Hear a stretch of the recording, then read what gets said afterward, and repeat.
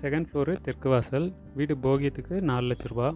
Location வந்து நம்ம புது பஸ் ஸ்டாண்டுக்கு ஒரு 1 கிலோமீட்டர் டிஸ்டன்ஸில் இருக்குங்க. பைக் பார்க்கிங்கே எதுவுமே கிடையாதுங்க. வீட்டுக்கு வெளியே தான் பார்க்கிங்லாம் இருக்குது.